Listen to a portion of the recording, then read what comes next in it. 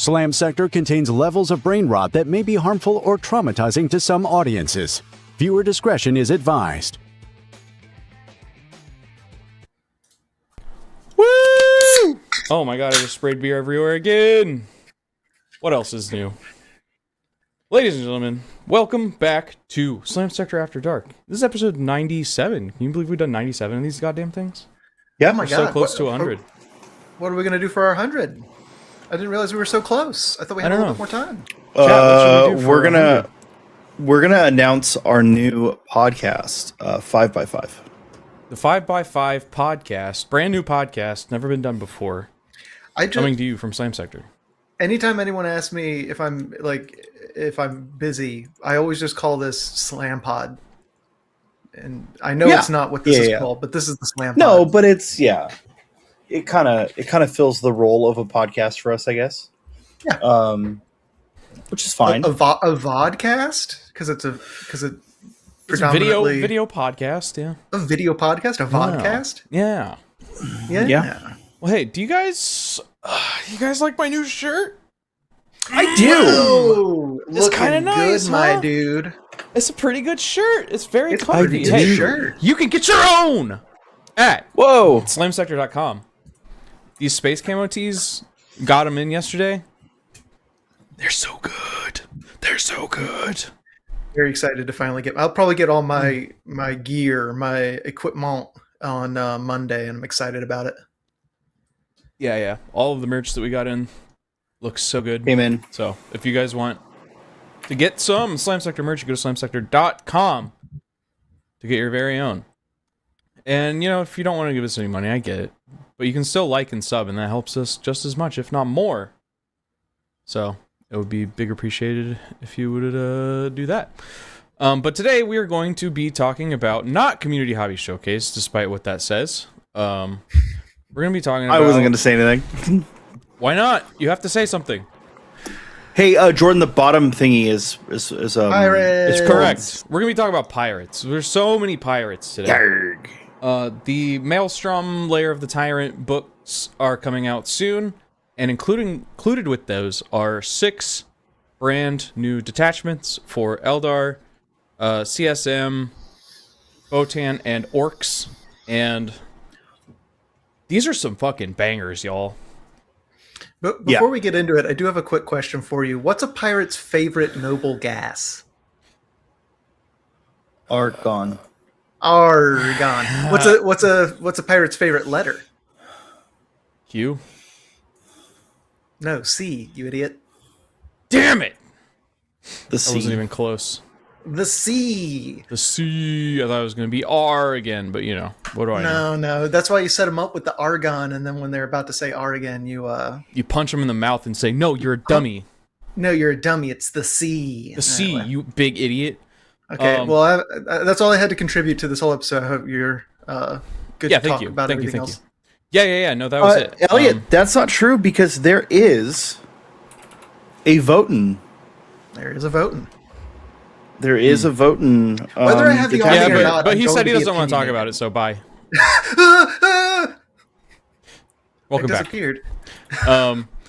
So we're breaking out the good old slam scale again. And in case you have never seen us use this before, we are grading all of these attachments 1 through 10 based on sex appeal, lore, approachability, and meta. Sex appeal is going to be like, you look at the detachment, you look at the rules, and you're like, damn, that's going to be a fun detachment to play. That's your sex appeal score. Lore score is how well it conforms to the lore, how fluffy it feels basically. And how it adds to the lore of the army. Approachability is going to be how easy it is for a new player to that army from both a hobby and rules perspective to start this army using this detachment as a new player to that army. And then meta is going to be our very amateur opinions on how competitive we think it's going to be.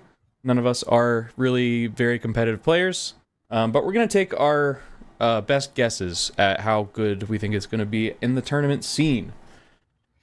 We're not competitive players, but we are the best gamers in the world. Number one gamers Number one gamers. Not competitive, but number one gamers for sure. Number one gamers, yeah. Undefeated. Undefeated. Number one gamers at Slam Sector. Tell all your friends. Exactly. So, to start off, we're breaking out the Eldar Corsair Coterie. This is your kind of Eldar pirates and outcasts detachment. Enemies that move on to an objective that you control take D3 mortals on a 2-up. I don't actually know how to say it, but I'm just guessing it's Anrathi. Units I've been going back and forth on that all day. It's a weird elf word, so I'm gonna just guess that it's pronounced Anrathi. That seems correct. I never try. You know when you read a book and you hit a word that you don't know how it sounds, and so you just learn the shape of it without ever pronouncing it out loud? That's what I did. Every time I saw it, I went, that's the shape, and I never thought about how to even begin to say it. Steel, look, I have never had a winning record at a narrative event. At the Grand Narrative, I think I've won a grand total of 3 games across the 3 years that I've been. I did this year, but last year was quite the opposite. So I take dumbass armies that don't win games. So yeah. I think I actually had a pretty good record this last narrative. I think I got absolutely table stomped by 2 of the armies, but I think I did pretty well with the rest. Yeah. I think I had 3 wins and a tie, and then 2 really bad losses. I think I actually did pretty well. Well, back on the subject of elves before we get too sidetracked. Yes. So your Anrathi units in this detachment will also get sticky objectives, which will help with that mortals on the move on objective thingy. It's also important to know what those Anrathi units are. You have all of your Corsairs, so your Void Scarred, your Void Reavers, and the new Sky Reavers. Uriel, the new Bug Psyker Man Karseth, and the Starfang transports, the new Corsair Vipers. Those are all Anrathi units. Very important to know because you also have the Veterans of the Void rule, which lets you give any Anrathi units an enhancement. So, you know what that means? You can give your Starfang transport Deep Strike and Uppy Downy. That's really funny. You can give enhancements to a vehicle. That's a good time. Yeah. And a flyer at that. And a flyer. Yeah. So it's the Webway Pathstone, just lets you give an Anrathi unit. Doesn't specify infantry or anything. Give them Deep Strike, give them Uppy Downy. It's a good time. As a non-elf player, it was hard for me to know, because I don't know what all the units are and what they do. It was hard for me to know exactly what this was doing, just from a gameplay perspective. Mm-hmm. But looking through, researching what those units are, it looks like this sounds fun. Honestly, this sounds cool. Yeah. So I've played Eldar once. It was bad. It was real bad. Yeah. I think I'm pre-ordering this box. Based on this detachment? No. Great. It has nothing to do with the strength of anything listed here. More that I think elf pirates sound like a fun faction to play. However, I don't we had discussions in the Discord today. I didn't understand how Veterans of the Void worked because in my head, epic heroes can't take enhancements. And the important thing to note, because I don't think that I'm the only one that thought that, Veterans of the Void will bypass that rule. Well, considering the other detachment specifically has an enhancement for Uriel, Right. And I didn't see that. I only saw that this one had Veterans of the Void. I didn't see the other one had Veterans of the Void as well. Sure. But it is also important that the only characters that can lead Corsair units are epic heroes. That's true. They are all epic heroes because it's the 2 Corsair characters and then Yvraine and the Vizarch. Which you can only take your Yvraine and the Vizarch if you're running that other Ynnari. detachment. Well, yeah, you Ynnari. just no, it's not the detachment. You just can't take any other epic heroes. Oh, is that? Yeah, you're just like locked out of taking other epic heroes, basically. Oh, if you take them, you can't take. So you can't take Urel and the Vizark. Yeah, correct. Okay, well, I just ordered my Vizark since the stream started. So, whoops. Well, I guess you're playing Ynnari now too. Welcome to. No, I mean I wanted him. I mean I can. I It's was a sick probably model. gonna. Run him as Yeah, something it's a else sick anyway. model, anyways. I might just kit bash him with Uriel for like custom Uriel. Yeah. Well, for each one of these attachments, I'm going to try and give an enhancement and a stratagem that I found interesting. Mm-hmm. So, Webway Pathstone was the Deep Strike Uppy Downy enhancement. That one's pretty cool. Probably the most interesting detachment. Enhancements in this detachment. As far as strats go, Lethal Ruse is 1 CP. An Eldar unit can fall back and charge. And if it's a pirate unit, one of the Enrathi units, it can basically throw a grenade on its way out too. You roll 66 on a 4-up, the unit takes a mortal wound. So that's pretty cool. I haven't seen like that flavor of stratagem before. Suppressive Which is grenade. shocking. It seems like a Just like a layup, you know? yeah. It seems like a easy stratagem to build. I guess I don't know. Yeah. Did you guys find any of them particularly interesting? No, I think the enhancements here are particularly boring. But I also think that's kind of necessary because ultimately you're going to end up with all four enhancements probably, because you don't really have leaders, right? Yeah. So could you if you put the Webway Pathstone on a character that was leading a infantry unit, could you give that infantry unit the Void Stone and have them have like doubled up enhancements, the Uppy Downy and the Invuln? Am I understanding that's how that works? Okay. Yes. Okay. Yes. I don't think there's anything that says you can't do that. Okay. Yeah, you're just paying more points for it because you Yeah. still pay the points. You just are not paying the points in the normal way, I guess. I mean, you kind of are because it's just not at the same like assign an enhancements phase. You know, Right.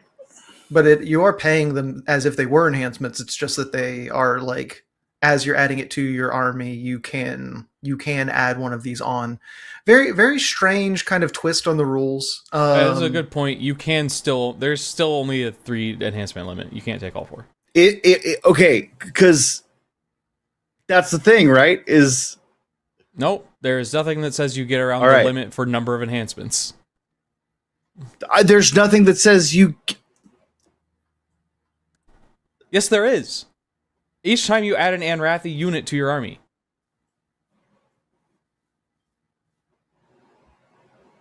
So, I didn't go read the Epic Hero rule, but the way I understand the Epic Hero rule is you cannot put enhancements on Epic Heroes. It may be more nuanced than that, but this rule does not say this bypasses the Epic Hero rule. It not explicitly, but it does. Right.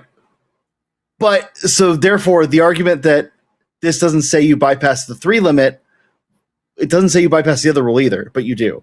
So I'm sure there will be clarification by someone much smarter than I am. And really it doesn't matter, but you're minimum going to take 3 enhancements where you don't always, I almost never take 3 enhancements. I don't need to get into the enhancements. rules minutia, but there's rules. I mean, there's reasons that those things are different. But anyway, Yeah, I'm sure they are. Again, I'm far from a rules guy when it comes to 40K. I can't believe Sean's rules lawyering me right now. This is crazy. I can't believe it. No, I'm telling you not to rules lawyer me, is what I'm saying. Well, I have a degree in rules, so That is true. He does have a doctorate in it. No, I mean, I think you've pointed, Jordan. I think you pointed out all like the key points there. We could get into more minute examples of like how these things interplay together on the board, but at the end of the day, I mean, I think we just need to get to the sex appeal. Like, how does this make you feel when you look at this? Marie Kondo, I think is the name. Does this spark joy for you, Jordan? Does this spark joy? This sparks approximately 7 joy for me. 7 joy. Okay. Yeah, it's not like the best, but I would put this like above average as far as detachments in the game go. It's got some like pretty cute tricks here and there. The Veterans of the Void, like having that as a detachment rule is pretty sick. Which you'll see the other one also has that rule. The detachment rule itself is like a little bit on the boring side, but like weirdly kind of feels fitting for a like pirate elf detachment, I guess. Yeah, I don't know. Just like it doesn't feel like the detachment rule, because you're not actively doing anything, right? You're just like waiting for your opponent to step on objective, and boom, there's some mortal wounds, I guess. So, yeah, I agree. That's all. Yeah, I'm so conflicted on this one because the idea of like booby trapping objectives, which I think is what is trying to get across here, Kinda, yeah, is really cool. I have a complaint when we get to the next thing, but I also thought this one had Veterans of the Void and the other one didn't. But then again, I've been on the road all day for work, so I haven't really been able to read anything until I sat down here. Mm-hmm. I'm also going to give it a 7, but only because like I'm still conflicted on it. I don't love that I have to remember which applies to Shroudrunners or Rangers, which applies to Eldari, and which applies to Anrathi. Yeah, they're like weirdly inconsistent about that. Yeah, I don't like the inconsistency there. It makes me like makes my skin crawl a little bit in a weird way, because I'm going to get it wrong. I already have enough trouble with it in the Rubric Marines detachment. Like I don't want to deal with that. But like, yeah, it's fun. I just wish I wish that was different, and I wish the enhancements were different. I wish the enhancements were more exciting. Yeah. Other than the Deep Strike one. Yeah, for me, the sex appeal is just like sex appeal is my first read through, and if it makes me go, okay, if whether I get a yuck or a yum, and my first read through, I got a bit of a yum. I'm actually going to give it an 8. I think it's really funny to booby trap a objective. I just think that's really funny. Mm-hmm. I think it's stupid. I think it's really funny. I also just like my first read through, my first thought of like, oh, sticky objectives, you run up, you touch it, and then run away to try and get them to, for free, take it. Yeah. They bomb themselves, you run in, you kill them, you leave again. Like that kind of like hit and run raiding party kind of vibe. That seemed just kind of silly fun, right? I'll get into the other stuff in a second, but just from like a first spark joy, how does this make me feel emotionally on the first read? An 8. Yeah. I will say I do wish Shroudrunners could sticky. Or like even, yeah, I don't know. I mean, you can do it with the Starfangs, right? Because they're in. You can do it with Starfangs, yeah. Yeah, I don't know. It's weird. Like it when I was first reading through it, was like, okay, I see what the trick is here. But then I like thought about it for another second. I was like, but it doesn't actually do anything. Like you're dealing like negligible chip damage at best. It doesn't like it. You might as well not have a detachment rule. I guess how fast we'll get to that. We'll get to that when we get to approachability and meta over there. As of this moment, I go. Okay, so real cool thing though. The Skyweavers do move 12 and they have Scout 7. Yeah. Okay. So like that's probably your best tagging unit, I guess. Yeah. Yeah. It's cute. It's cute. It's cute. It's got some cute stuff, which is why it's absolutely. a 7 and not lower than that. Yeah. When I look at it immediately, I go, "Ooh, that's cute," and then I continue reading, and then I get other opinions later on. So moving on to lore. So reading all the little lore blurbs, a lot of them talk about this being kind of a like fast attack, like kind of speeder focused detachment. But none of the rules really focus on that at all. And it talks a lot about it mentions like Shroud Runners and stuff, but like there's one stratagem that has anything to do with Shroud Runners, and that's kind of it. It just feels like there was a little bit of a lore disconnect between the people writing the lore and the people writing the rules. So I'm gonna call this like a 5 at best.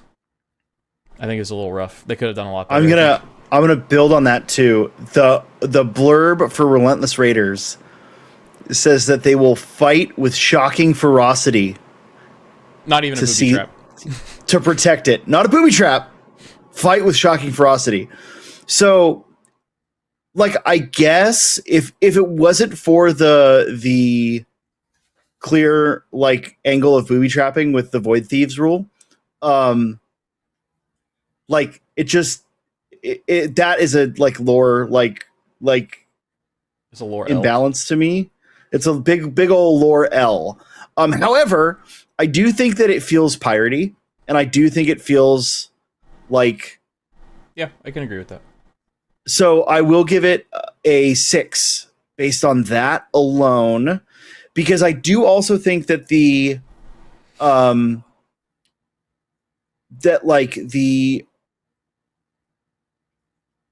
no, it's just the Pathstone.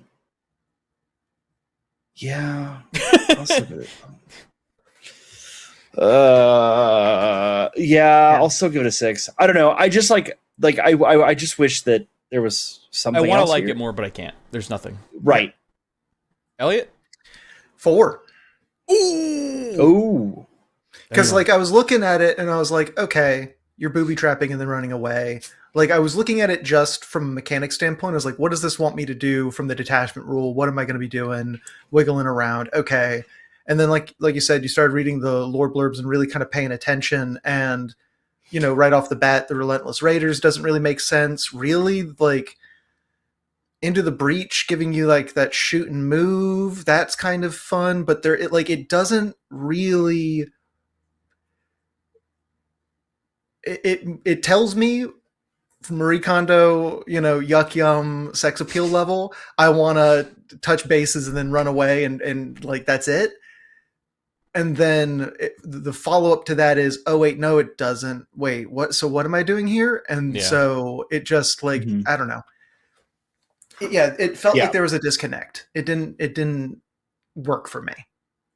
Yeah. Yeah, I will say some of the unit abilities, I think.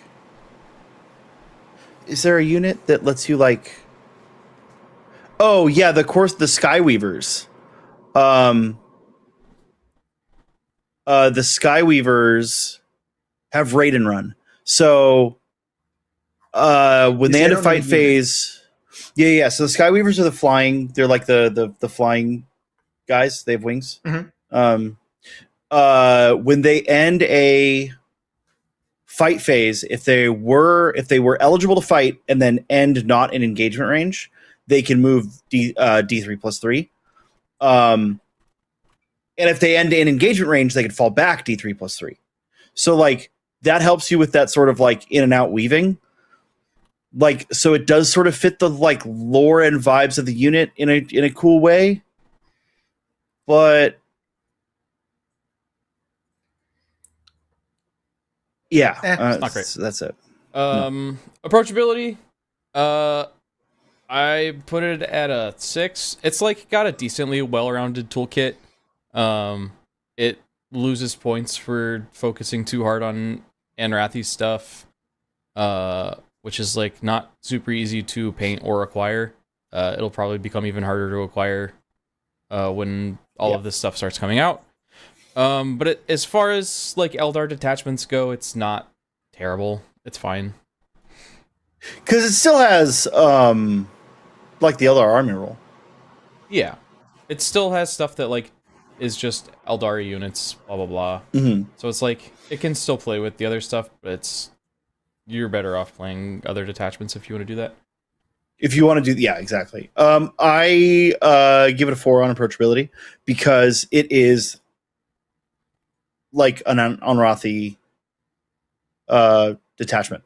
like the same reason I would give a bunch of other, like in the pet. I'm saying consistent with my scores across other like slam scales. Yeah. That it being so specific is going to hurt the approachability for me. And then the other thing, that complaint I had on sex appeal with having to remember which, hard enough remembering your stratagems. Yeah. So like, it's hard enough to remember your stratagems. So the fact that you do have to also remember which stratagems go where is just going to make it worse, you know, for me. Agreed. Elliot? This one was hard, but I'm with Sean on the 4.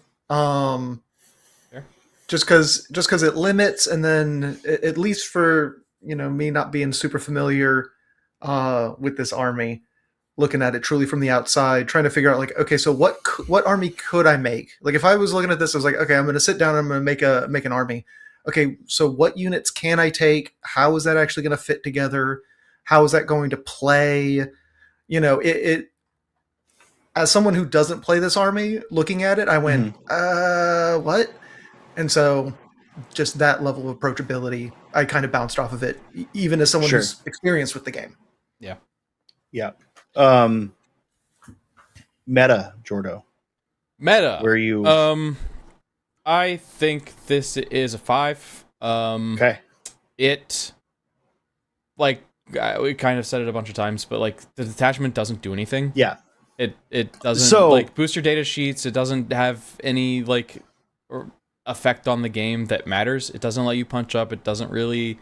It like has some cute movement shenanigans and stuff, but like it just doesn't do anything that's going to help you win the game. So I actually am going to give it a 7 because I think it does an interesting thing here with objectives. I think it lets you play secondaries really well because you can have that objective secured. Because here's the thing, you're going to get 12, you can have up to like 12 units that are going to get objectives OBSEC, right? Like if you go 3 of each, there's the Corsair battle line, there's the Void Scarred, there's the flyers, and then there's the vehicle. So those are all going to have the objective secured. I mean, weirdly, I think that's like a suboptimal way to play this. I think you're probably right, but I just think that there's probably something tricky here that is going to be interesting. You have that 5-up invuln that if it's costed correctly, which I don't know, I haven't looked at the points. If it's going to be costed well, like that's going to be nice to have. I think Arch Raider is fine. I think the only thing that's really bad as far as the enhancements go is Infamy. They're just boring. I think they're good. They're boring. And I do think that like stratagems are good. They're just specific. Void so Stone I think is 15 points. That's fine. Not bad. I'd pay 15 points for a 5-up invuln. Yeah. So like, yeah, it's, I think that there's like cool things you could do here with the right strategy, the right player, which is why I'm gonna give it a 7. But I don't think it's as outright, and also it's Eldari, so like it has that going for it. Eldari just generally being always good. Yeah. Elliot? I'm with Jordan on the 5. Nice. Of course, the dwarf player is the most harsh on this detachment. Man, well, hey, I give him an 8 I did give him an 8 on sex appeal. Yeah. Listen, they're beautiful to look at. Elves are hot, but you're still elves. Elves are hot, but I'm still a dwarf.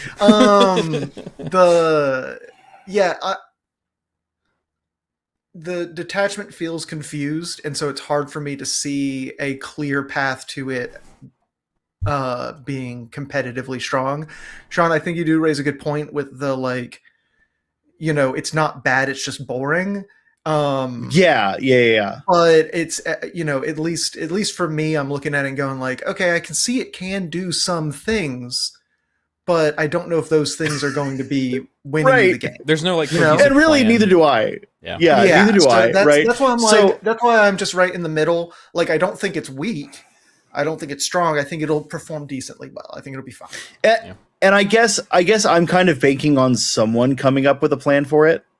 It's gonna be I just don't Skari. Know. Like Skari can take elf army and be good with it, right? So but are we jumping right to the next one? Yeah, let's go for it. Let's talk about Eldritch Raiders. This is the real question. The real question is, can Skari take this one somewhere? Because I think this one is better. Because automatically, this one's way better. This detachment's way better. So This is definitely the most automatically it shores up a weakness. This is the more interesting and frankly better of the two Eldar detachments that we get in this book. This one lets all Eldar units advance and charge. It allows your Anrathi units and Rangers and Shroud Runners.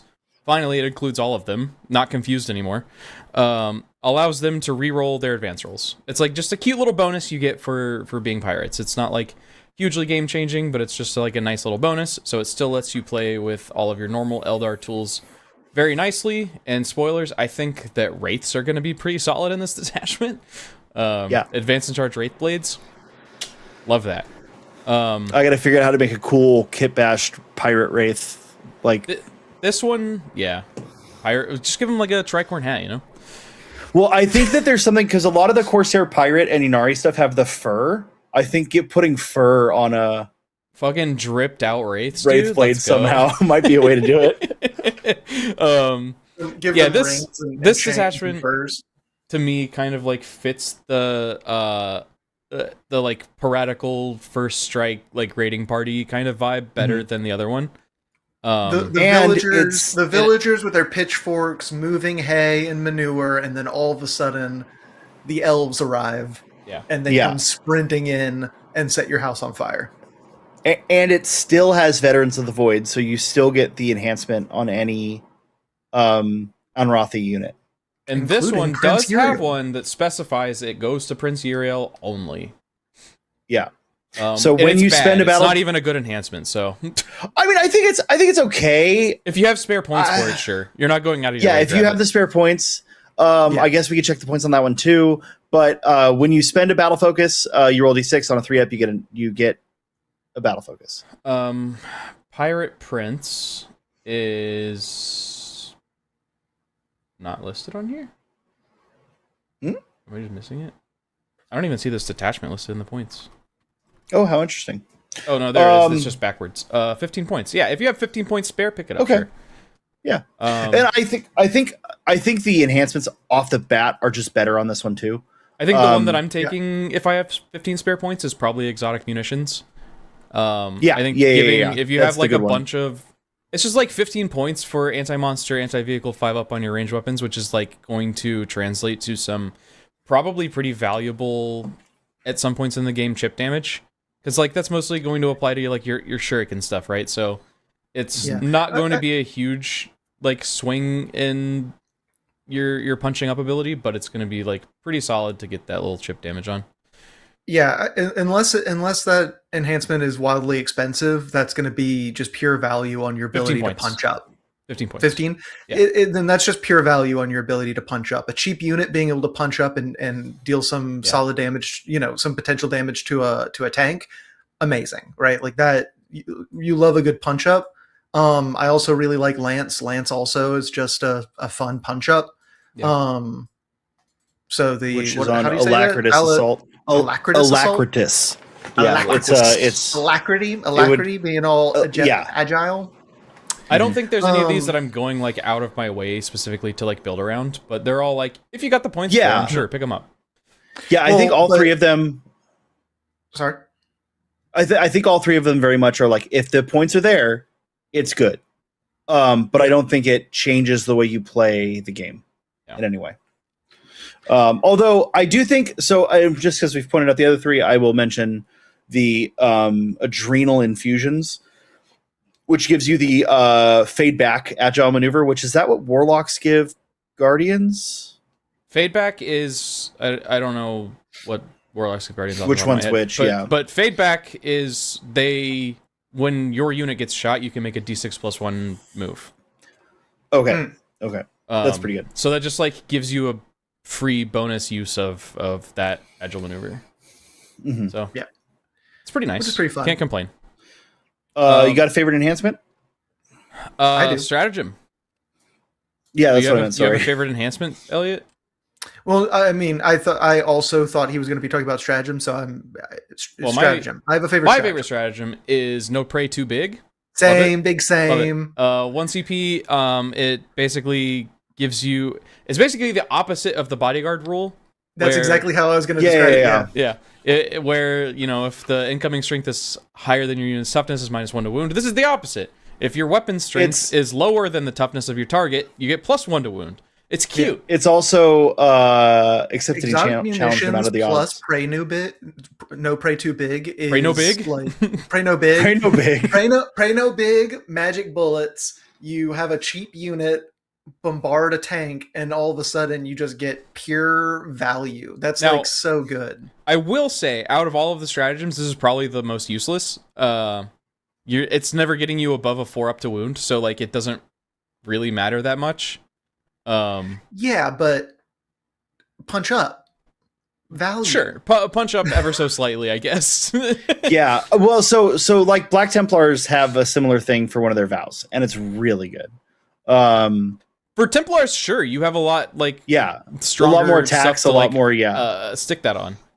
Sure. This is like only Eldar shooting, and it's only Anrathi Rangers, Shroud Runners, which is going to be most of the time Shuriken stuff, which is strength 4. So it's not going to be that big of a buff for you. So I will say I like Ruthless Killers a lot with the exotic munitions, same thing, because it just 1 CP to add an extra damage. I feel like that's a good combo. Each shot. That's a good combo. 1 CP to add an extra damage to each shot, not just like True. It is limited to Void Scarred. Which is fine, but I think that's going to be like a good backbone for the army if you're trying to go on want to theme use for it that. on anyway. Yeah. I will also point out though, like that no prey too big does work on Rangers and Shroud Runners as well as Enrathi. Same with impeding fire. It just feels good to have that diversity in the targets. Yeah. Everything else is mostly the Rangers and Shroud Runners are like also supposed to be like Path of the Outcast, basically, right? So it feels weird that the other one kind of left them behind a little bit, and this detachment kind of brings them back into the fold. I do kind of wish that both of these just said Rangers and Shroud Runners gain the Anrathi keyword. They should just have it. I don't know why they don't. Maybe there's like lore reasons that I'm not privy to. I'm not like super up to date. I'm not sure. Lore. Yeah. But it feels like I could see them leaving it out for whatever reason in the other detachments, because you're not meant to be. I want to give my Shroud Runners enhancements. Damn it. Sure, but that's why I'm saying putting it in these 2 detachments that say they gain that keyword, right? Even if you left it off the other Eldar detachments, which there's not really any reason to.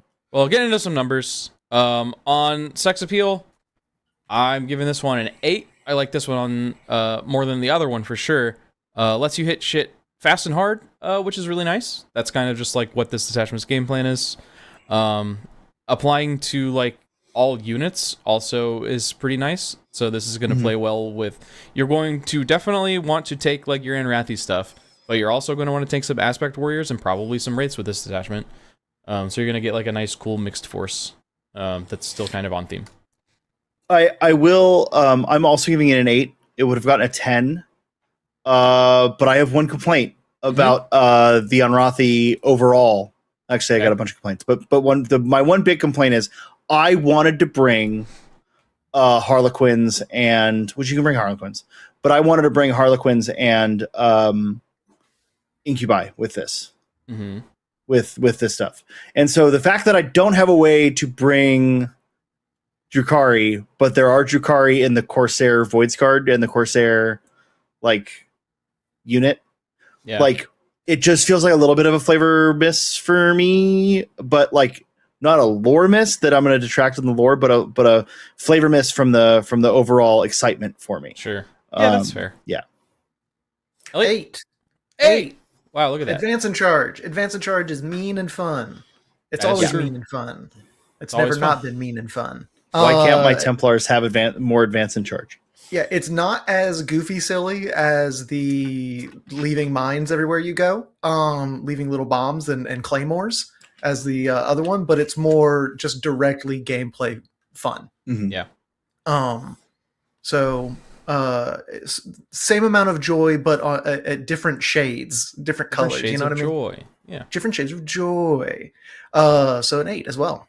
Oh, yeah. Moving on to lore. I give this one a 7. I like it more than the other one. It's still like doesn't quite nail the like pirate fantasy for me, but it's definitely much closer than the other detachment was.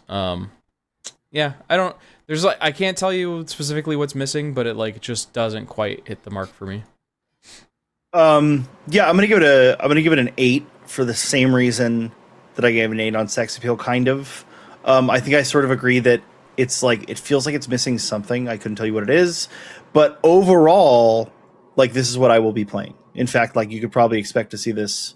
I don't know, when do we get the box? As soon as I can get fucking the box painted, right? Like, which is gonna be quick because I'm not doing anything clever with paint scheme.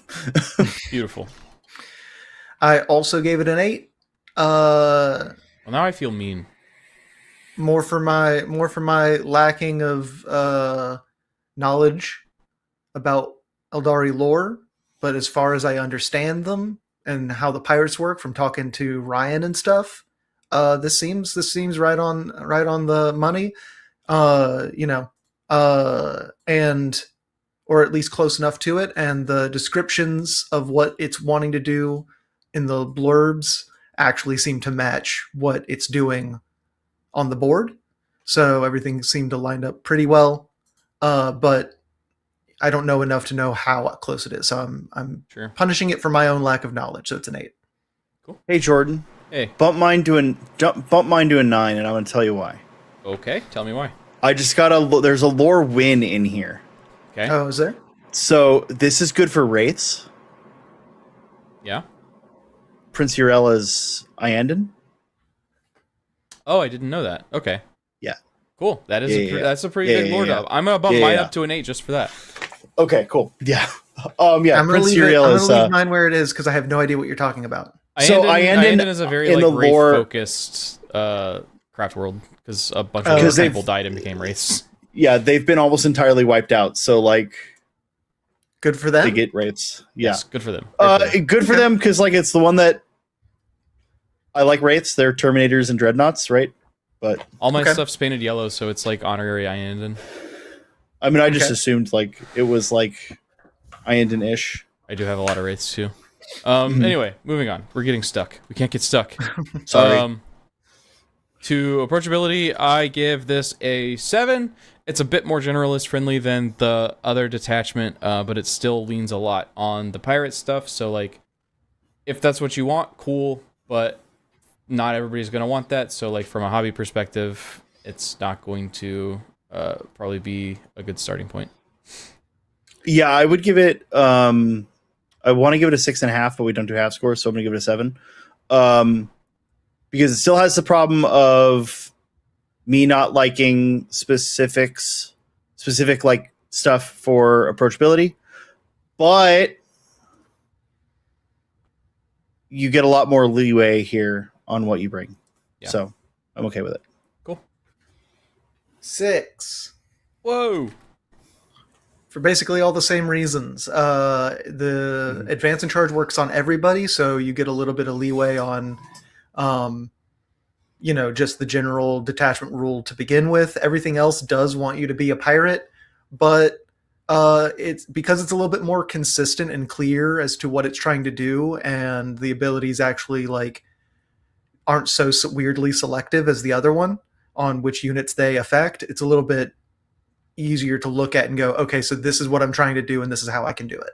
And these are the units I can get to accomplish that. And without entirely blocking me out from getting the model that I look at and think just looks cool because everybody gets the advance in charge.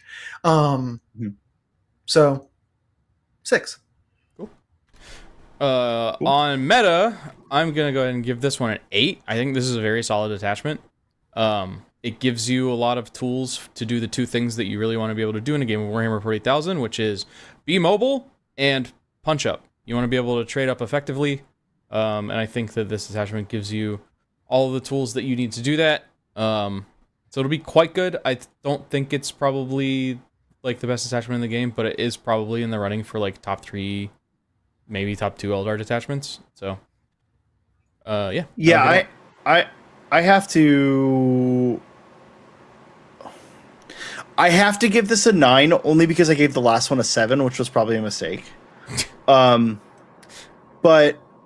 I think like 8 is probably more accurate. But like, if the Corsairs are going to do something, they're going to do something here.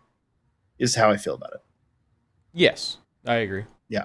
So I'm also giving it a 9. Oh my god! Because, like you said, mobility and punch up, being able to, with an army that I believe has pretty solid melee units, being able to get across the board and fast units specifically, being able to get across the board, advance and charge, lock the opponent into their deployment zone, and then, like you said, punch up with like Lance and the anti-monster and the no prey too big, being able to punch up, lock the enemy in their side of the board by running gunning them really fast. It just seems like it'll have a lot of board control and at least enough answers for whatever army that they're facing.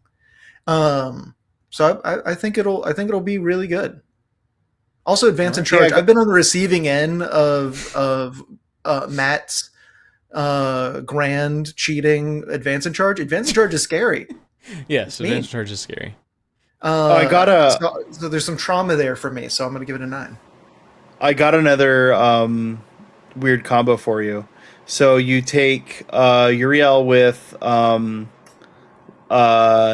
infusions, and you take Void Guard with Alacritus Assault, and you can just fall back. Oh no! Adrenal infusions doesn't let you fall back. Never mind. But there is the fallback stratagem. Forget it. I'm going. I'm shutting up now. Okay. Bye. All right. We're moving out of the land of the elves now. We're moving into CSM. We're going to talk about Huron's Marauders. This detachment, if you couldn't tell by the name, desperately wants you to take Huron to function properly as a detachment. You get to select either +1 to hit, or fall back, shoot, and charge for your infantry units. If a unit is visible to Huron at the beginning of a phase, they get to do both of those things. Very cool concept. Seems like it's going to be very tricky, but I think like a good player will be able to play around that in probably some pretty interesting ways. Because it's like you don't lose it if as soon as you move out of range of Huron. It's just like at the beginning of the phase is a check. Cool. You can do those things. Well, what? Okay. No, there is a note here on the falling back, so there is a way to lose it. Yeah, because it's every phase. It's between You're phases. checking on the phase. Yeah. Okay. It's between phases. So yeah, there's going to be some interesting ways to play with that, I think. Very cool. I don't think we've seen a detachment like that. It's a very cool concept. No, it's the raid leader enhancement basically just gives your unit built-in assault ramps. So I'm for sure going to be sticking that on Thin Chosen and a Rhino, and I'm going to be assault ramping them out of a Rhino. That's going to be a good time for everyone. Be a rude boy. And whenever we see, the other thing of note is eager for bloodshed. Eager for bloodshed. Whenever we see infiltrators just given out, like, or deep strike, it's that pretty good. Well, it's kind of interesting to me because Heretic Astartes counts Raiders.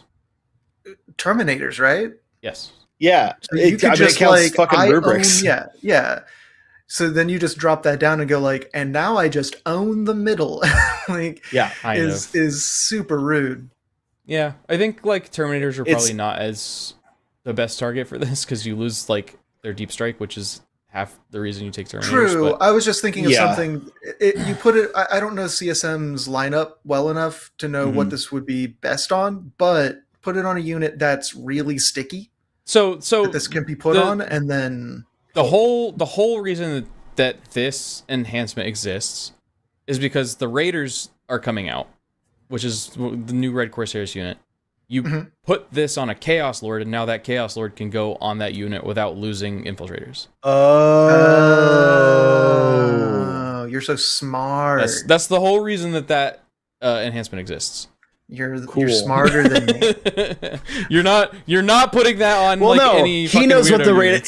But he read the Raiders data sheet, and I did, and we didn't. That's all it means. That's what that's. That's for. great. But there's aren't you guys getting a new? Isn't it? Are you guys? So you're gonna play.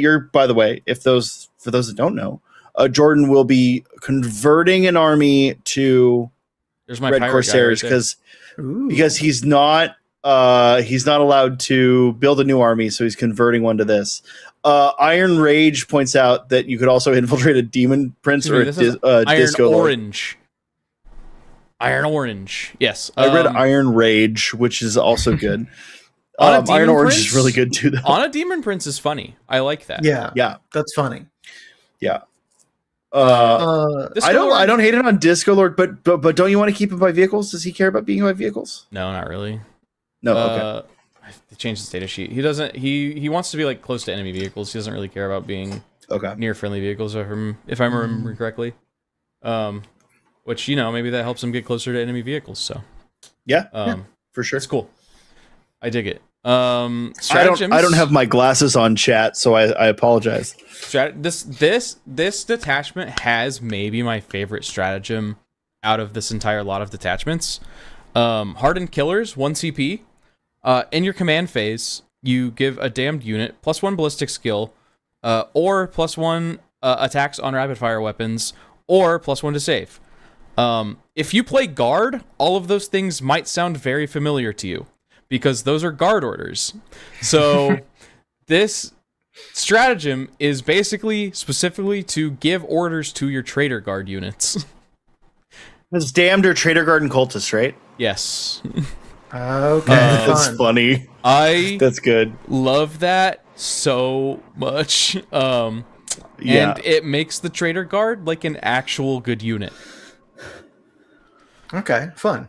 You can effectively give them +2 to hit, because you get the +1 to hit from the detachment rule, and you get the +1 ballistic skill from the stratagem. So, pretty good.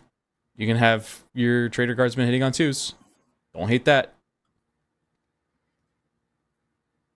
Mine was the favored the spoils, just because being able to have a really flexible surge move. Surge moves are always good. Yeah.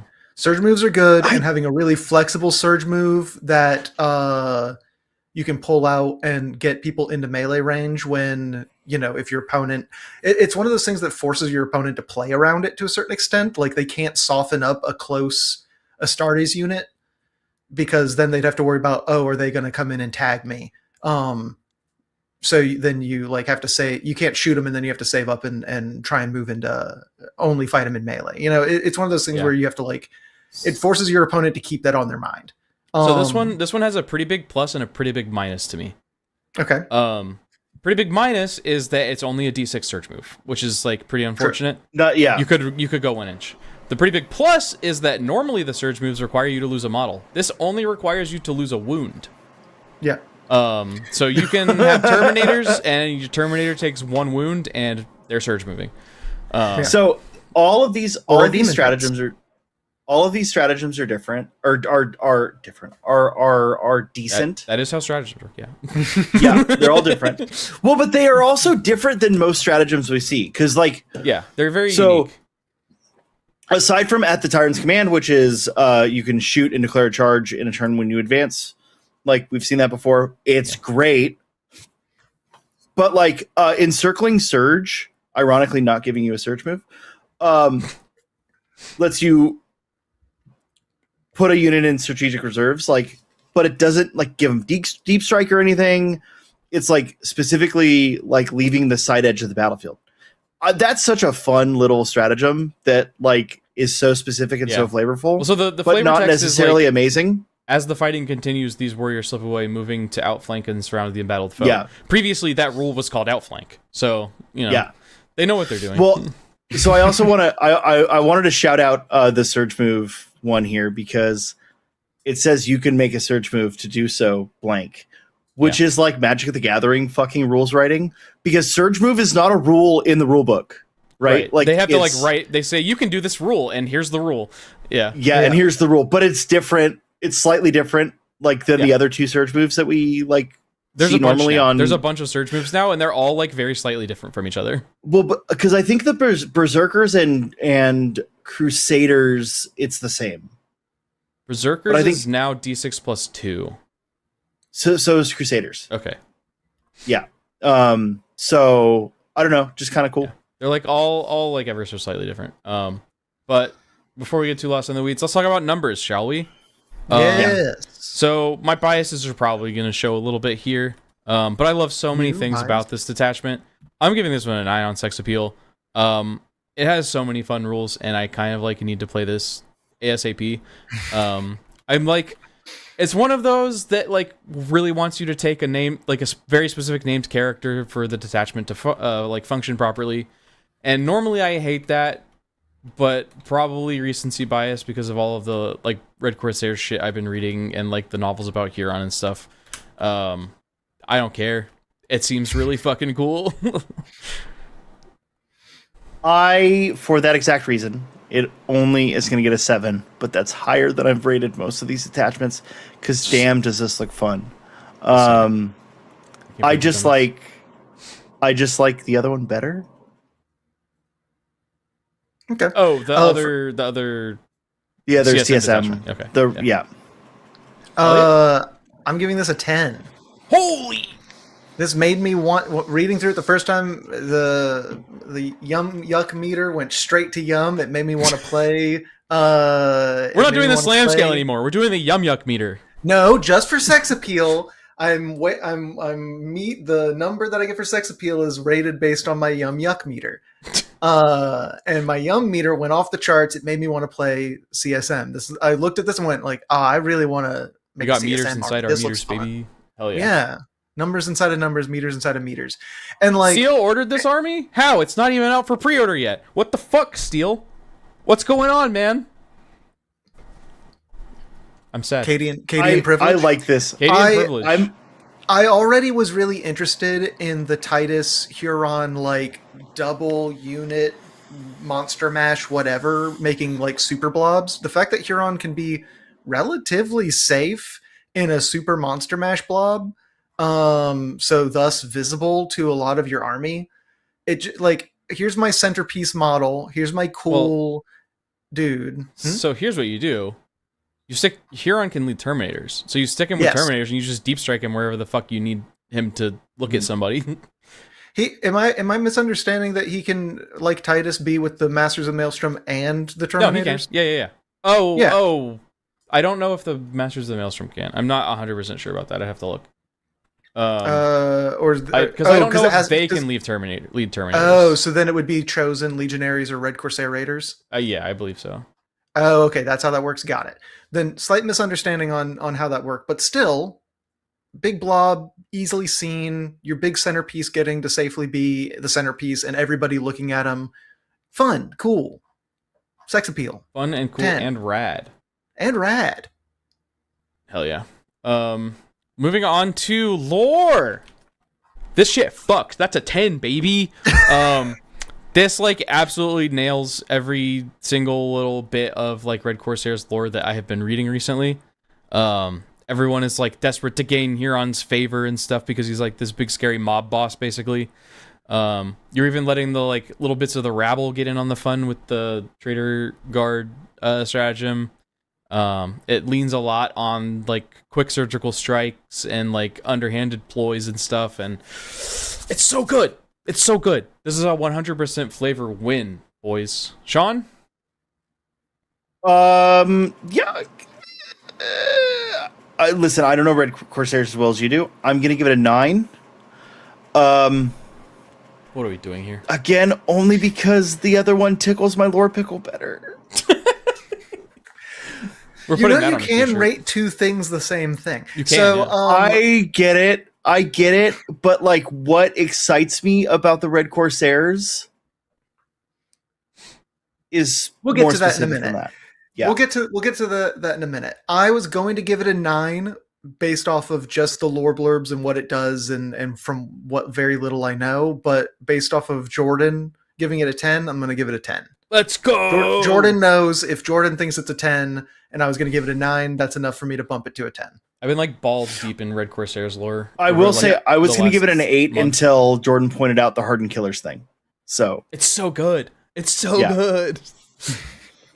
Approachability. As much as I fucking hate to do this, I gotta give it a 5. This is like not an approachable detachment at all. Really? From a hobby perspective, it wants you to take one very specific character. It wants you to take all the new like Corsair shit that's gonna be hard to get. From a like gameplay perspective, it's gonna take a lot of finesse to like make sure you're getting your movement exactly correct. So you can get, you know, the half of your detachment roll that you lose if Huron dies, by the way. So yeah, fair. It's got a lot of like finesse and a lot of like little nuances to it that I think are going to cause a lot of pain to a new player. Yeah. Not very approachable. So I think that one thing we don't really talk about on approachability is like there is a little bit of a sex appeal score for approachability because you kind of get to outweigh some of the like complication if what you're doing is cool, right? If you're excited about everything you're doing, it's a little bit easier to remember all those things. But how many new players really know a bunch about Red Corsairs and will realize Hardened Killers does what it does and like all that stuff? So I'm giving it a 6. With an asterisk? Oh. No. Okay. Yeah, it felt like well, I'm giving it I'm giving it a 6 because like I think that you get a little bit outweighed by the stuff you're doing being good and cool. Mm-hmm. Right? And like as far as like Red Corsair Raiders, like you can run fucking Horse Heresy Marines as Red Corsair Raiders and be fine. Yeah. Like, you know.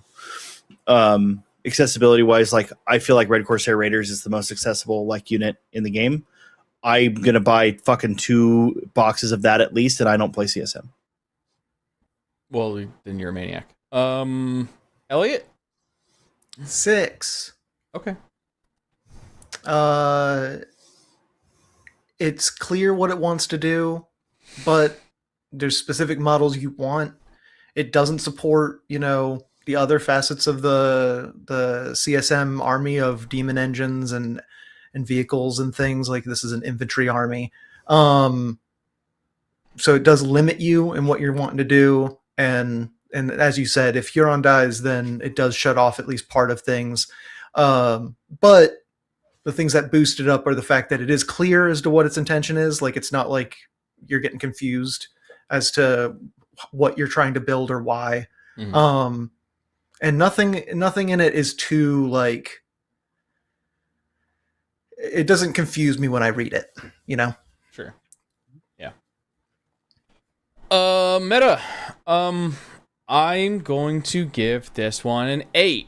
It has a bunch of movement shenanigans, has a bunch of like ways to deal a bunch of damage. It even makes Trader Guardsmen good, which is a feat in and of itself. And they're pretty cheap, right? They're cheap. Yeah, I don't remember what they are off the top of my head, but they're pretty cheap. But it also gives cultists that too, which are cheap.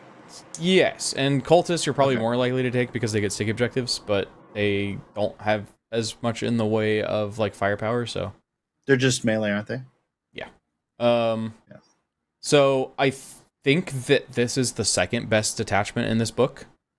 In the Maelstrom book. Giving it an 8. I think this is very strong. I think people are gonna start like winning tournaments with this. I think there's one that's better though. John? I'll give it an 8 also because yeah, I think everything here is good. Like I read the stratagems and they're all good. I read the enhancements and they're all good. Mm-hmm. The like detachment was fine. There's nothing where you're like, I'm not going to use that. Right, exactly. That's my thoughts exactly. Like maybe you don't use Hardened Killers because you don't have those units in your army. If you don't, you're like, a coward. Sure. Yeah, like, whatever. Like, sure. But, like, I just think, everything here is super usable, which is a rarity for me to look at a detachment and say, like, oh, all that's usable, right? Yeah. Like, there's always, like, one or two things that you're like, I'll never fucking take that. So, yeah. Elliot? 8. CSM Horde mode. 8's all the way activate. Down. And the Astral Claws were the 8th Legion. There you go. Moving on. Elliot, don't listen to him. I'm just trying to be, it's okay. Amenable. Look, we're only halfway through. We still got 3 more of these things to go through. So hell yeah, it's cool. This next one's quick. Renegade Warband. So this is your ditch the Dark Pacts. Who needs the Chaos Gods fucking anyway detachment. So all of your stuff loses Dark Pacts. Instead, you gain Assault, you gain Oath of Moment, you gain either Fallback, Shoot, and Charge, or Advance and Charge, but you have to take a Battle Shock test to do those things. It seems like a lot, but you have to remember that you're ditching your army rule for this. This is basically a replacement for your army rule. You're getting 2 army rules. This might as well just be a whole new army. This is Space Marines. You're playing Gladius Detachment. This is Space Marines. As far as enhancements go, I want to talk about Weaponized Hatred. This just makes one of your units Guilliman, but Chaos. Guilliman, but a little spiky. It lets you like switch your whatever it's called target. Your I hate you target. For Oath of Moment. Whatever Chaos Oath of Moment's called. I don't have it pulled up. But yeah, it's 60 points, which is a little steep, but I think you're still probably going to take that almost every time because it's really, really fucking good. Stratagems, never outnumbered for 1 CP. Actually, you get Dark Packs, by the way. Lets you pick Sustained or Lethal, which is just Dark Packs. So, yeah. Did you never outgunned? Never outgunned. That's what I... Yep. Okay. That's what I said. You've been listening to too much Hamilton. Hey, I just want to point out Fratricidal Trophies. Yeah. Is such a sick enhancement name. Yeah. And especially considering like the Corsairs captain, whatever he's called, has like the like broken iron halo and the like Aquila like Huron? No. The Reeve captain, yeah. Okay. Like he's got like all the like broken like Space Marine bits you can put on him. Yeah, too bad that only goes on Terminators. Sure, but like thematically, like the idea of like, the idea of this, I fucking love this detachment so much. Yeah, this detachment So, we can probably just jump right into numbers here. As far as sex appeal goes, I gave this one a big old 10. Yep. This one's really fucking cool. Sean, 10? Yep. Great. Elliot? 8. God. Yeah, Elliot's not a space. He's not a Space Marine player. The hell? You don't play Space Marines. Well, it's not just. Well, but also, I don't know. This entirely is just based off of my Yakion meter. When I hit this, I was like, but I like Dark Packs and like sure. stuff. But like, and I was like, okay, and yeah, they're fast and stuff, but okay. So let's get into it with my lore score here, because yes, this is basically just Gladius. This is basically just Veterans of the Long War, but different. But that makes complete sense because this is just a Renegade Space Marine chapter. That's like the whole point. So for me, that is a big lore W. Another big lore W is that finally the fucking people constantly bitching about their favorite Chaos guys actually not being Chaos. They're just Renegades. Finally get their detachment that they can finally play with their toys instead of misinterpreting lore. I'm still only giving it a 9 because the one weird lore miss for me is that it doesn't limit the units you can take. I feel like it should have probably limited you from taking Possessed and like Demon Engines. Yeah, okay. And it doesn't, which is, I get why they didn't, but it's Yeah. From a lore perspective, feels like they probably should have done at least a little bit of that as a treat. So I'm still going to give it a 10 on lore. Mm-hmm. And here's why. Because I get to use all those weird fucky units as Black Templars when I play this in the Grand Narrative for Chaos this year. Hell yeah. I'm kidding about that last part. But I would do Deathwatch for this, actually. Yeah, I am seeing this from the other end of like a Space Marine player playing a Chaos detachment, for some sort of story or lore reason. And I think that all of this is so fun to feed into that. Yeah, fair. Elliot? I didn't fully understand what this was supposed to be. I have it down as an 8 because I didn't fully understand that it was supposed to represent the, like you said, the non-chaos armies. That makes a bit more sense. But I also, when I was reading it, I was like, oh, so they're eschewing the dark gods. What is it? The gifts of the dark gods, relying only upon their prowess. I was like, but I can take a Mauler Fiend. And I'm like, okay. Right. So, like, yeah, I don't know. so it did seem just kind of like, I don't understand. I don't get what this is supposed to be doing for me. And also, like I said, I like dark packs. So, yeah.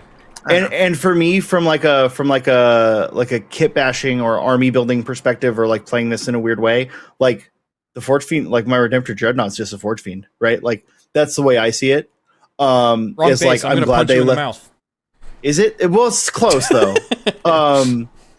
But like again, that's like a weird like outside thing that I'm talking about. Yeah. But like I like that not cutting off those units gives you the options for modeling those things as Space Marine vehicles. Yeah. That are like slightly corrupted or got the spikes on them or the whatever, you know. I mean, realistically, you're not taking Forge Fiends anyway because they kind of they don't get any benefit. Their rule relies on dark packs, so yeah. I guess a better example might be like a Demon Prince or something, or like it's just a little odd. It's just a little strange. It is weird. Yeah, I agree. What's the new the demon engine they just previewed? The Defiler, right? Yeah, you can take a Defiler, and so it's just like, okay, so yeah, I feel like this would have been a lot better if they had limited the whatever. I think they did a great job of, like you said, with the making it feel Renegades-y, but yeah, it just felt weird. It just felt weird when I read through it. Approachability. I give this an 8. I think that this detachment plays pretty well with everything in the CSM sandbox, with the exception of a few units whose rules do like rely on dark packs happening. So you're like kind of missing out on a few things there that like a beginner might not exactly pick up on. They're just like grabbing models that they think look cool. And it's like, oh, well, this actually doesn't really help me. Then you're paying points for units that don't matter. Interestingly, I think that this is kind of a positive and a negative, I guess. Negative from a lore perspective, but positive from an approachability perspective is that the Cult Marines are all actually very good in this detachment specifically. They all like get kind of a lot of benefit from being in this detachment. So if you like already collect Death Guard or Emperor's Children or World Eaters or whatever, or Thousand Suns, then like you already have models that are going to be good in this detachment. So that's a bit of a plus and a bit of a minus in the lore front. So I could play my Loyalist Thousand Suns with this. Yeah. Yeah. All right. Yeah, I'm gonna give it a 7. Only because I feel like to make this really go off, you should lean into using Space Marine models. Like, and I don't mean go off like mechanically, right? But I mean like to really nail this flavor, I think you should use some Space Marine models, you know? Like take a fucking whatever and convert it. Because I think that this is a grognard detachment from a lore perspective. Yes, that's a good way to put it. I couldn't think of like the right way to frame that, but yes. Like this is the detachment for like me and Ryan, right? Like to like oh, we want to play like this very hyper specific kit bash. And I would say you if you weren't so gung ho about like Red Corsairs already. but we want to play like we're gonna see this and go, I'm gonna build a whole army around this detachment. But I also think it's just generally good. So like it balances out. Same thing as I was saying for the last one. It balances out a little bit. Eliam? I also have it as a 7. Just because, you can take pretty much anything with it, but you maybe shouldn't.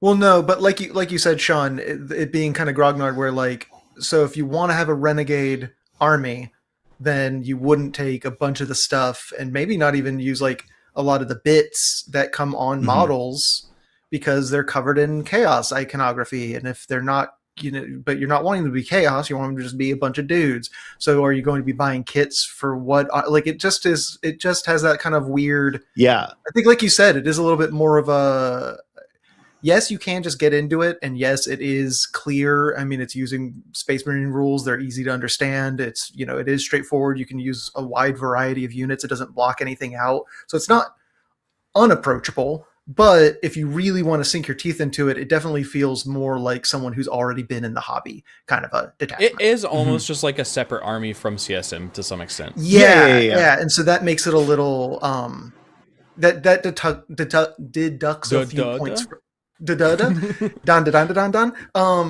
Deducts a few points from approachability. It's still very approachable, but it's not like as approachable as other things. Yeah, I think a good example of this is like my Black Templar's Warpsmith, or like all my Deathwatch Black Shields, right? Like all the CSM models if you're building this detachment and only this detachment, you're just buying Horus Heresy kits because they're cheaper for the amount of models, and like you don't really have to worry about any of that.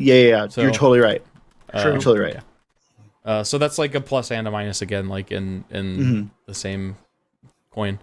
On meta, this is the detachment that I think is probably the best in this book. When you frame it as Gladius Task Force Space Marines are like top of the meta right now. This is just Gladius Task Force, but Space Marines. But CSM, and like you are at any given time, like you could be benefiting from like all of the doctrines at the same time. To like in this, a little bit of an extent. So this is just like a really good detachment. I don't think it's going to be enough to dethrone stuff like Gladius, because a lot of the data sheets that you get in there are specifically Ultramarines, fucking insane. Specifically Ultramarines, yeah. Ultramarine Gladius is nuts. What are they calling it now? Ultramarines, because they're taking a shit on vehicles. Yeah. Yeah. I don't think it's going to be like top of the pile, but it's going to be really good, and there's going to be people that are clean up with this. Yeah, the stratagems, like just comparing the two, like apples to apples, the surge move on the other one versus reverse reaction, which you just have to be shot at. You don't even have to lose a wound, and you get a free move phase or free normal move, right? Not a D6, just a free 6-inch normal move. Like, okay, sure, great, wonderful, right? Like this is just a better detachment, and I agree. I think it's the best detachment in the book. And the number is 9. Great. Because I think I agree. It's not better than like other things that are out there, but it's definitely like of this batch, it's far and away. Yeah. 9. Space Marines are strong. These are Space Marines. And that's it. Simple. Space Marines are strong. These are Space Marines. Simple as. There you go. Simple as. It's what it's. Agreed. Move. It's what it's. All right, Elliot, you want to take the lead a little bit on this one? We're going to talk about many word when few word do trick. Yeah, Mercenary Oathband. Mercenary Oathband. Yeah, this is your Karadron Leagues of Votann detachment. This is what everyone go hard. This is what every dwarf player played in last Grand Narrative, not in the 2024 Grand Narrative. Oh, okay. To a certain extent, yeah. You know, I don't know. We're sure. Like they're like it's not like everyone's theme for like the fucking I want to say kin, which is correct, but Votann armies in the 2020, like last year we had the like Votann guild. battle group guild, But like prior to that, it's like, oh no, we're Imperium or we're like we're the Imperium's paying us. We were in 2025, the Votann were predominantly all together on the Xenos in a battle group together. There was like a couple of outliers. In 2024, we were almost entirely all mercenary Oathbands working for everybody across the board.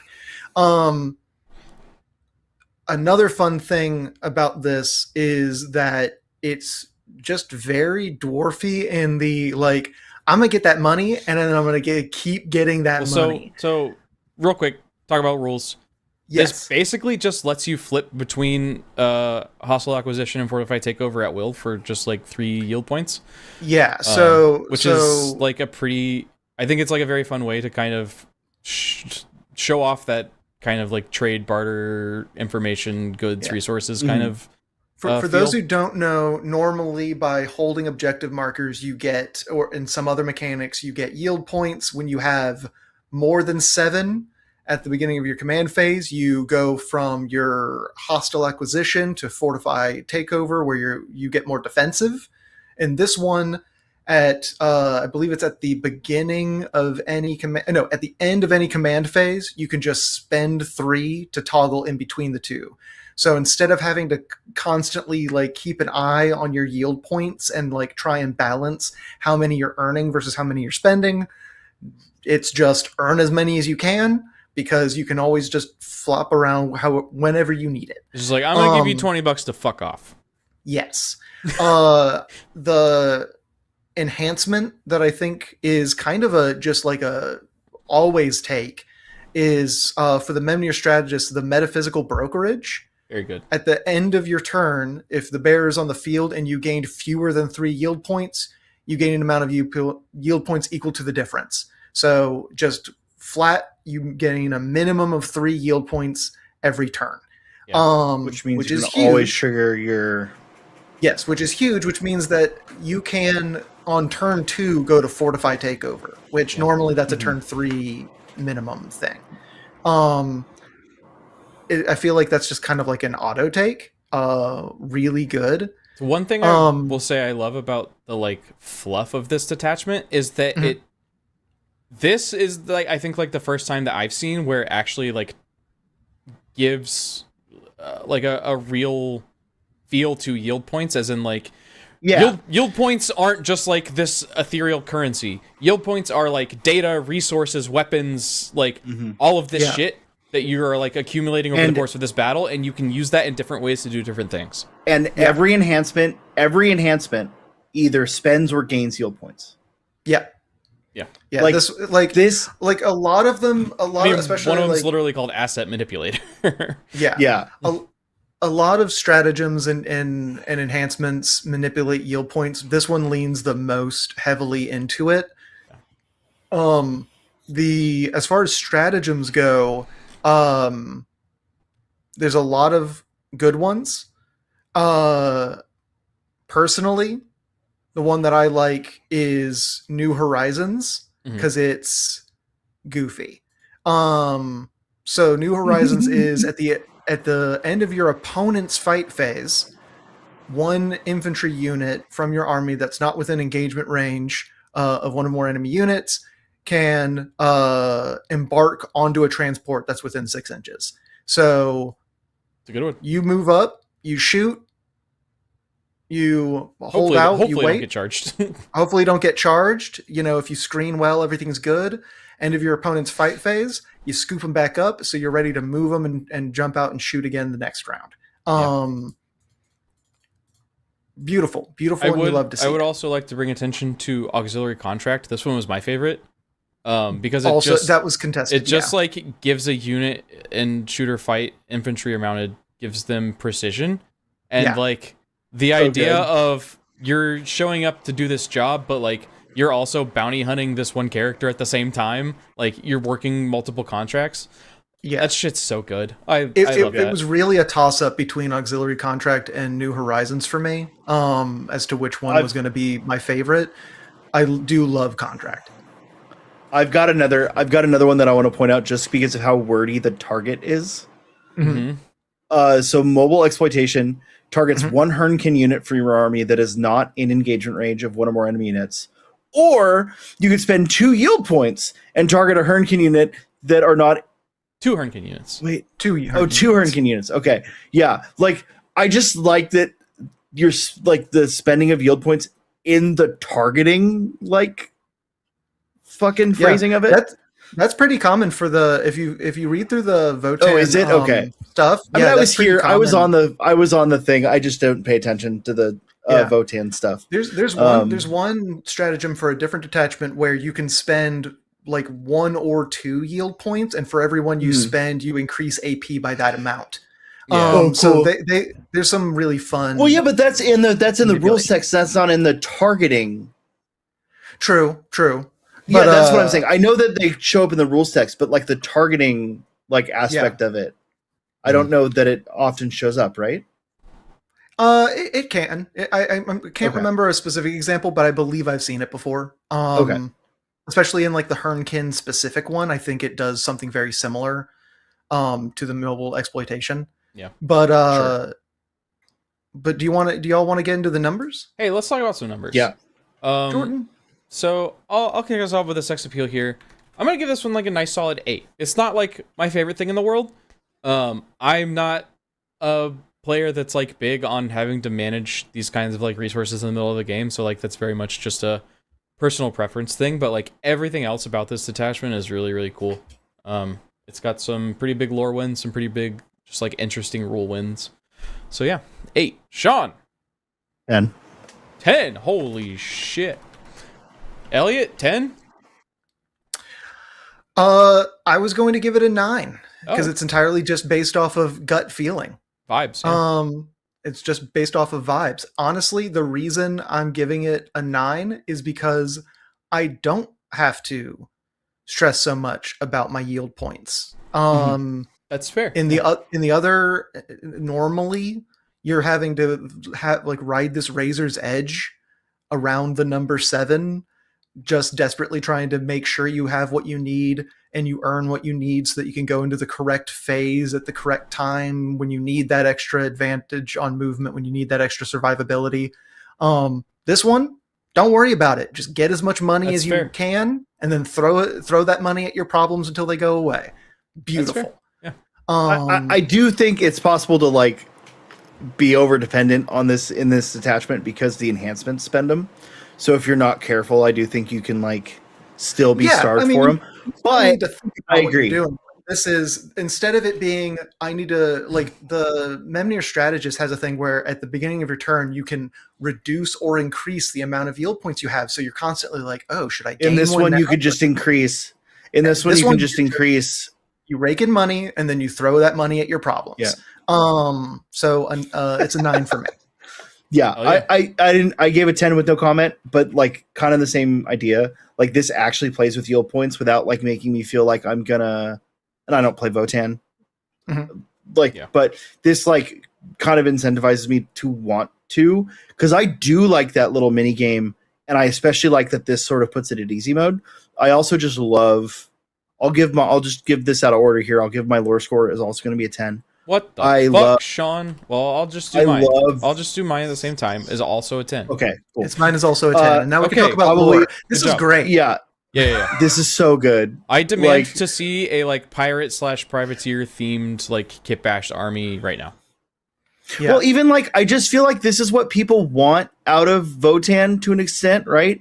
They want to be mercenaries, but the like flavor of it as it stands is only sort of that, and this finally is like leaning into that. It's not just mercenaries. The whole point of the Votann lore and structure and everything is that they're like super capitalists, but like weirdly super socialist capitalists. Right. They're very much like everything needs to be for profit and for gain. But that profit and gain does need to be for the benefit of the greater good of our community. So there's like they're a little weird in that regard. But instead of the constant need to make sure that you're weighing metaphysically this like amorphous, like, are we weighing our benefits and costs at all times with the yield points normally? The idea of like no, we're dwarves. We want as much profit as physically possible, but if something gets in our way, we're Amazon, and if we see a competitor, what we're going to do is we're going to throw $1 million at a lobbyist so that we can get $1 billion later. But we aren't going to get billions of dollars. Yeah. You know what I mean? Yeah. Which, like, this, even if you're not paying attention to it as like a pirate side, this just feels more Votann-y. Of like, no, we're just going to steal. I wouldn't even like expressly call this like pirates. This is like very explicitly like dwarf privateers. Like yeah. This is dwarf profit margin, and it's great. Well, pirates are just privateers that are on the other side. Yes. Yeah. Sure. But yes, I agree. It's just it's the Hessians in the Revolutionary War. Yeah, like it's really cool. They're here to fight for money. Like big fan, big lore dub. Approachability. Let's go 8. I think that this has like some tricksiness and some finesse to it that might catch some new players off guard. The Votann hiring lobbyists. I also want to point out. So I want to point out that comment, and then also Steele saying that he's never heard Votann players talk about yield points until now. Like, yeah, like they're just so inconsequential. There were multiple games that I played at the Grand Narrative last. I think 4 out of my 6 games, I never got enough yield points to switch over to the Fortify Takeover. So it never really mattered. I just had a flat reroll, advance, and charge, and +1 to hit when, like, the yield point side never mattered because I never was able to get enough board presence to earn those points. Sure. Mm-hmm. So yeah, I could definitely see matches where you never really hear about it because that's just not how the game It's just happening in the background, yeah. Yeah. But anyway, cool. I think the amount of like flexibility that the detachment offers kind of like makes up for it to some extent. So yeah, I'll give it an 8. Sean? I forgot what my other scores were. Nice. So 8. Sick. Like it's like I think the only weird thing here is that Votann like are not the easiest army to play. So like it has the like approachability issues of Votann. Yeah. But like otherwise, like this is you make it a 9. Like this is like the most approachable Votann army, like detachment. I think probably. Maybe I don't know the other ones off the top of my head. I haven't played against them enough. I would give it a 10, but I'm going to take points off for a couple of things. This is as a Votann player, this is the easiest to approach detachment rule and makes the army rule smoothest. It works with any models you want to bring, any forces. You can build a very strong melee unit with the optimal expenditure. You can make a very good shooting army with the privateer arsenal. The reason I put it at a 9 is I'm going to take a little bit of points off is it does require you, not require you, but it really wants you to have a Memnir strategist with the metaphysical brokerage. That like minimum 3 per turn to activate your abilities and to get that extra income, huge. Yeah. That's huge. And then also there are 2, well, no, there's 1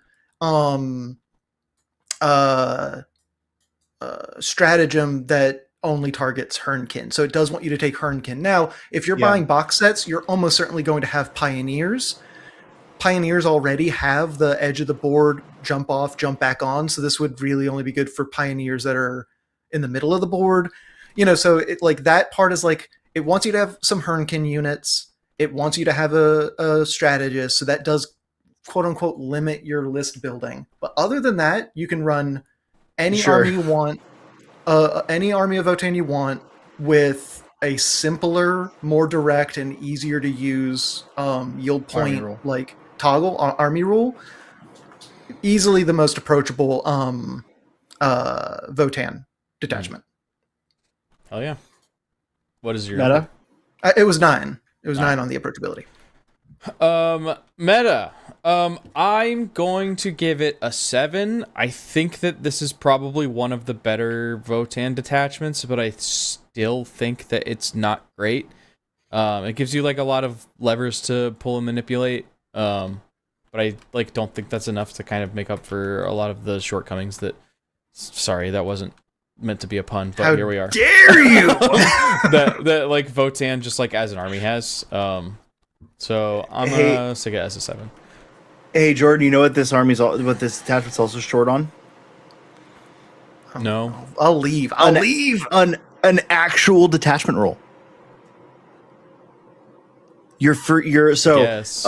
I'm giving this a 6. I'm giving this a 6 because you forego an actual detachment roll for smoothing, for manipulating your army roll. Yeah. For manipulating your army roll.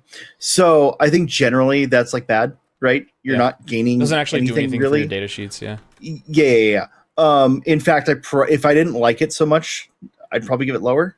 Because I just think that there are like better, more powerful detachments if you build like towards those, which are not approachable, right? But like meta-wise, I just think that this has some great tools, but is still lacking in like the bulk of rules, especially compared to the other things we've seen today, are not there.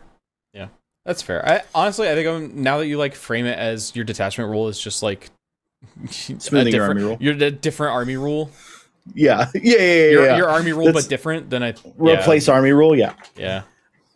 Before I give my Metascore, I do want to point out that Cadian at first started talking about getting my help, Votann help with, getting retaking the broken bits of Cadia, something that we would excel at. We love asteroid fields, and then immediately insulted me. Could Elliot even see that one coming over that molehill? I just, you know what? The character arc. The character arc. Yeah, choose a lane. Sergeant Steele, what the hell? The funniest thing is, of the three of us, Elliot is the tallest. That's true. Yeah. That is true. Mm-hmm. And Jordan and I are the most dwarf-like. Yeah. True. I'm elf-shaped, but I'm a dwarf at heart. I'm not going to deduct the points for what you guys are saying where it doesn't have a detachment rule, because the ability to manipulate the army rule like this is incredibly strong. Like the times that I have gotten it right where I am able to manipulate my detachment rule to get a bonus on the attack or to make my guys more durable when I need it, has like fully turned rounds in my favor pretty significantly. Being able to do that just at the flip of a hat is really good. Also, being able to, you save up a bunch of money and then, you have your Edikarn targeting implant with a privateer arsenal on some either Thunderkin or your Steeljacks. You've got some really powerful target removal when you need it, and that's just like a trick when there's a lot. For me, I think as far as Votann, because I kind of like measure these partially in the vacuum of the whole meta, but also how does it compare to other things within the like other detachments within that army.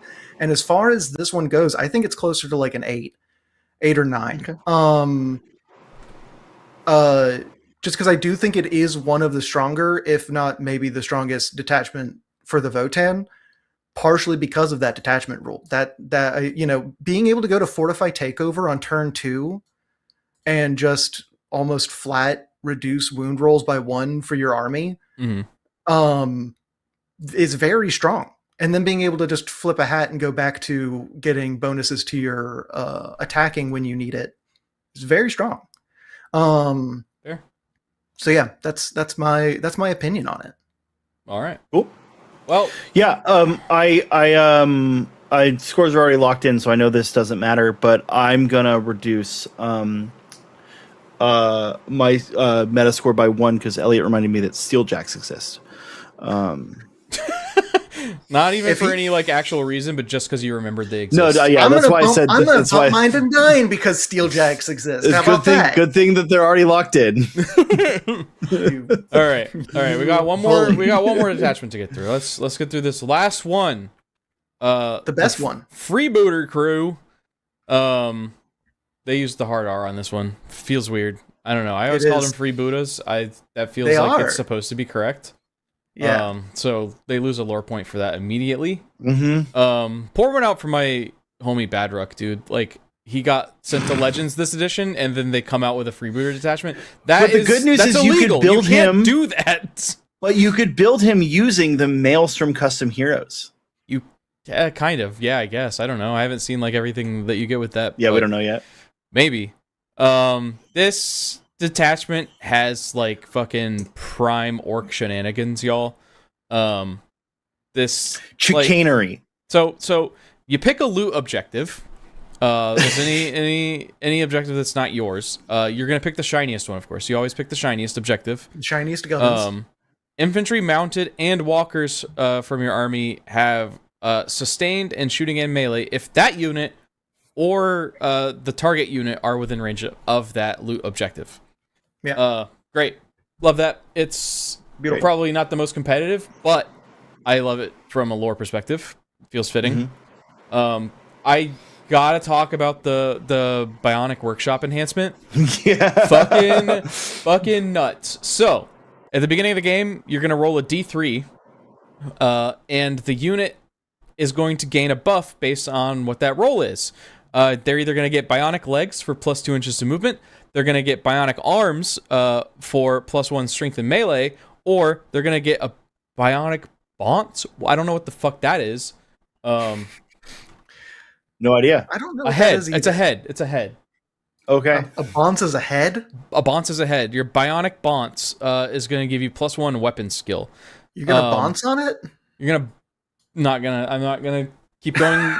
I'm not going to keep following that bit down that path.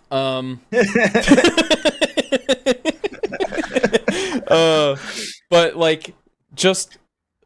that's prime fucking orc shit, where you like start the game and you're gonna get a random buff based on like what your pain boy wants to do to your lads. Like you want to give him some bionic arms today or some bionic legs the next day, you know, or to himself. It's a pain boy model, or a big mech. Yeah, or a big mech. So the pain boy could just be like, you know what, I need a robot arm today. Beep bop boop. Yeah, but it applies to the whole unit. Is it the whole unit? Oh, it is the whole unit. He's doing it to all the lads. Him. Oh my god, I thought it was just He's giving all the lads surgery. Oh, that's so good. Lining them up like they're Necrons going to get their necrodermis. They're just like standing outside the tent, sparks flying out all the flaps. Yeah. I want to shout out the captain. Yeah. So the captain is the chaplain, like old chaplain, like within 12 end of battle shock, but it deals D3 mortal wounds to the unit. It's like a commissar. Yeah. It's Captains are so fun in violently motivating their lads in the pursuit of even more loot. Yeah. It's just fun. Dudes get scared. And there's also a magic map, like, which is fun and flavorful. There's a magic map for you to hunt down your loot. Lets you. It's just like a 3-unit redeploy. So cool. I also want to talk about. Sure. Rolling loot heap, that's the correct choice, right? That's everyone's choice. Nope, that's not my choice. No, you want to talk about? So rolling loot heap lets your flash gets in the shooting phase get anti-vehicle 4-up. Yes, pretty cool. That's pretty good. That's like flash kits are very solid. That's going to make them even better. Just thematically, they look at a car and go, "That one." just start blasting. Is very funny to me. The one that I do want to talk about is grab and bash, not to be confused with bash and grab. That's a different stratagem. Or crump and run. But grab and bash, is that the right one? Yeah. It lets you in your command phase pick Orcs unit from your army that is on the loot objective, and that unit is now under the WA. Even if you've already called the WA, even if you haven't already called the WA, that unit is now under the effects of the WA. And like the flavor of that, like these boys just walked up to the pile of loot, grabbed some loot, and now they're just like defending it with their lives is just so good. I love it. So in a Critical Role, the barbarian has a scene where he starts rage looting. That's just what this makes me think. That's basically what it is. Yeah. These are good. I do also want to call out deck fraggers. Yes. You can't say that. Ridiculous. I just did. An orc unit from your army that has not been selected to shoot, when it targets an infantry unit, its ranged weapons have blast. Fucking Ludas and flash skits are going to tear shit up with that. Am I like crazy that feels insane? It feels nuts. So insane. So I love the idea that's like the boarding party ability, but they like brought extra breaching charges is like what it feels like, and they're just like, fuck it, we ball. Like, I love that's a good ability. That's fun. Well, so the lore blurb is a mech like made like shrapnel filled ammunition and like gave it to them, and yeah, they're equipping bolters, but like real bolters. And yeah. I mean, like even if it isn't like a shooting unit, if you're targeting, a 10 stack of Space Marines with, a 20 stack of just like some boys with guns, some shooter boys, just some shooter boys, that's still plus 2 shots for every 40 extra shots. You're hitting on 5s, but God, you're just getting something's gonna go through. Damn it! Yeah. Like that's just great. It's so and like it's flexible and fun and thematic and great. Yeah. Yeah. Well, so like Ludas are gonna be they hit on 6s, which is like not great. But they're like already rapid fire, and they're strength 8 AP 1/2 damage guns. That's gonna be really fucking good. They're gonna shred. You're gonna have a unit of 10 Ludas, and they're just going to mulch Space Marines. They're gonna make a guard squad cry. Yeah, it's not gonna be pretty. But let's move on to some numbers here. Sex appeal, it's a fucking 10, baby. There's like, I can't give it any less than that. This is one of my favorite detachments in the entire game. This is so good. So, I've never wanted to play Orks except for the last time we revealed Orks detachments, and then I wanted to play Orks. What about now? So what did Elliot say? This is about the wham bam thank you ma'am on the front end? It's about the yummy. The Marie Kondo does this spark joy, and there's a yuck and yum meter. Yum yuck. Yum yuck. So this does not spark joy. Just because what the fuck, Sean? What's going on, dude? Just because it's freebooters, and I hate it. I absolutely hate that. So it gets an 8 from me. An 8?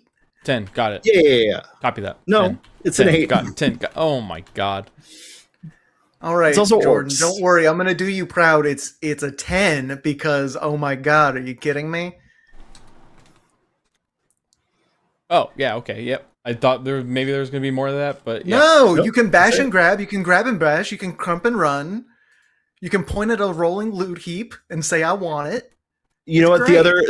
The other reason it's an 8 is because you can crump and run, but you can't run and crump. You know?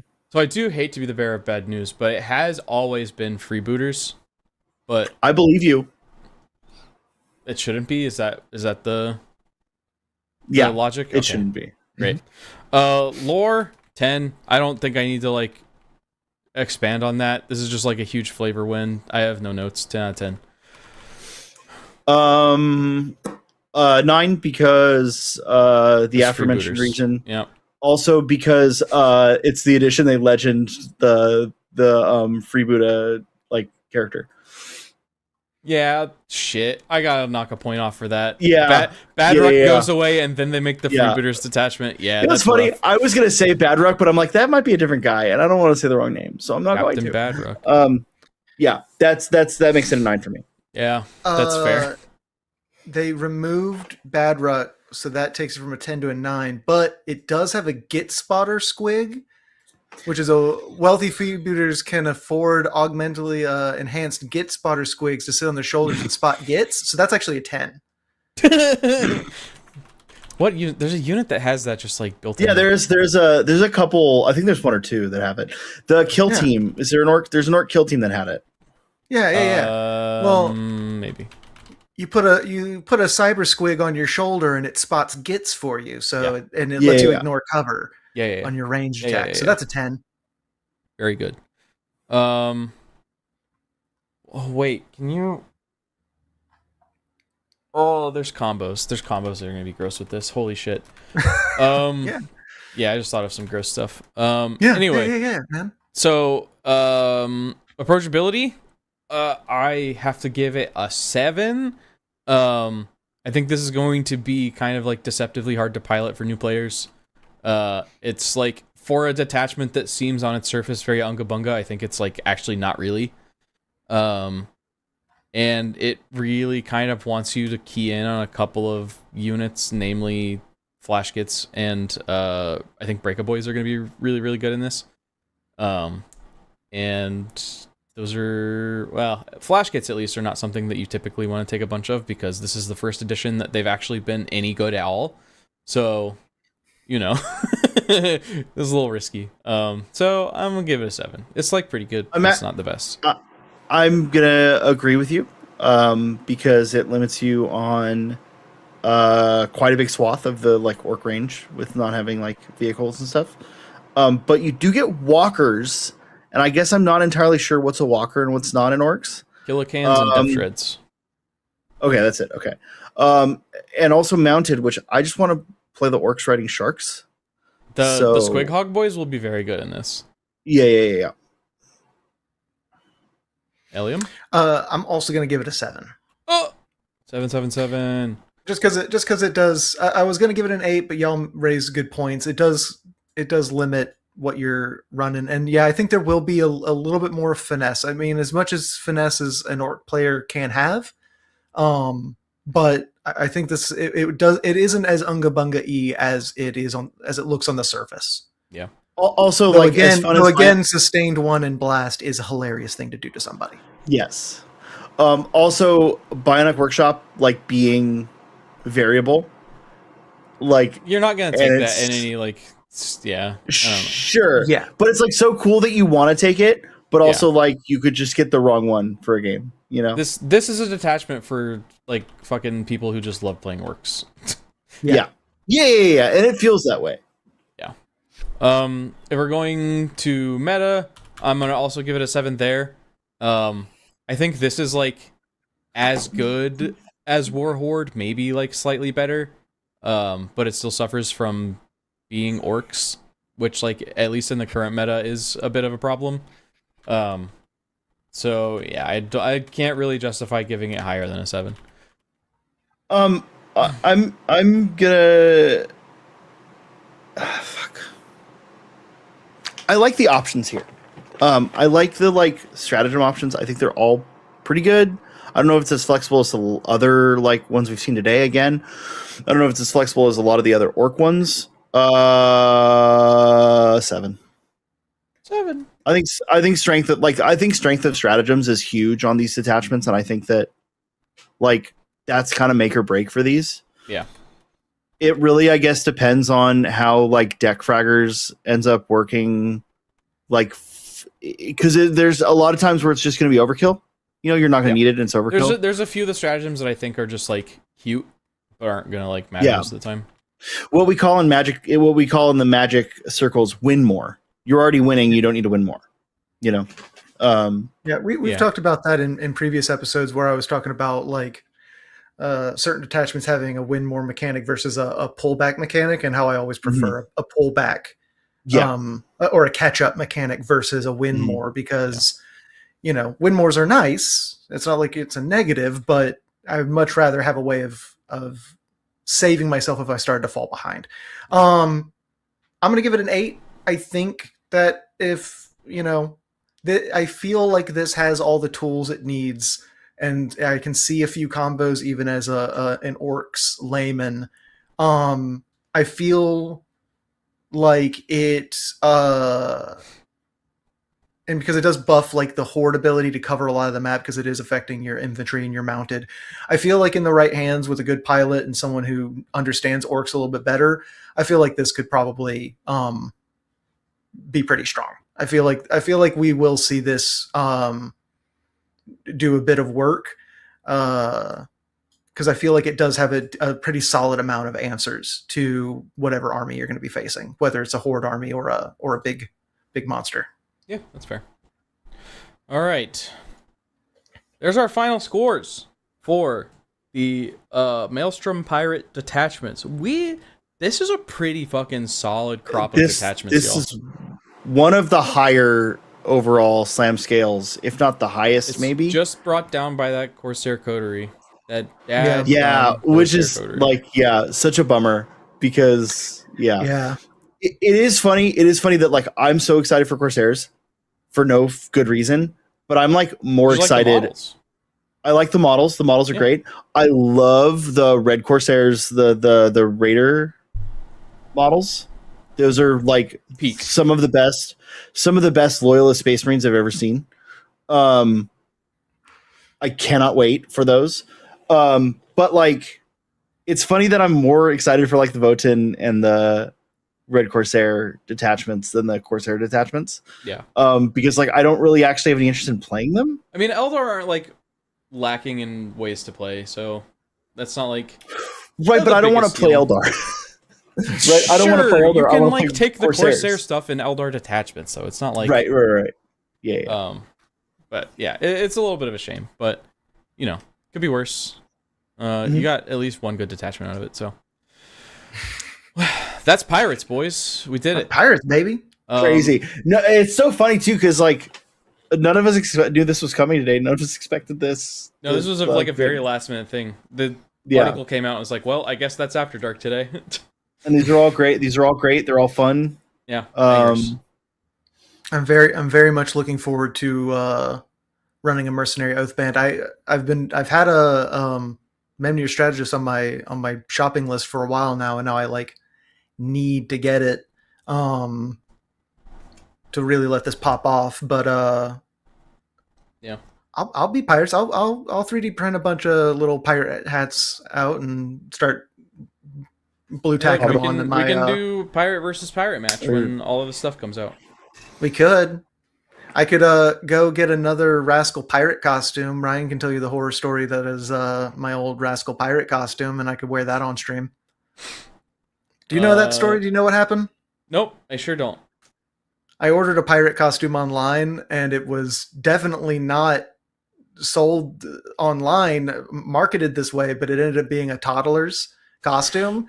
And it was a onesie. It was a one piece. So I just cut it in half and put it on. So it really just covered like here. Oh my God. And like just a little bit of my thighs. I did find out last night that you have a suit of plate mail.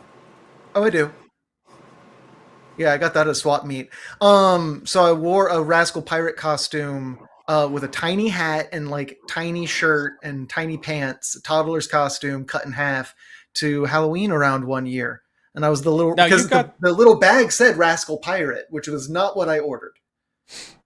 It just came as a Rascal Pirate, and I went, I guess I'm a Rascal Pirate this year. Now, I do kind of want to make sure that everybody knows. You got that armor at a swap meet at Giga, right? At a game store. This was... Yeah. This was not like a normal swap meet. This was like a game store swap meet. Okay, real quick. Weird place to get I've only ever been to game store swap meets. What's another type of swap meet?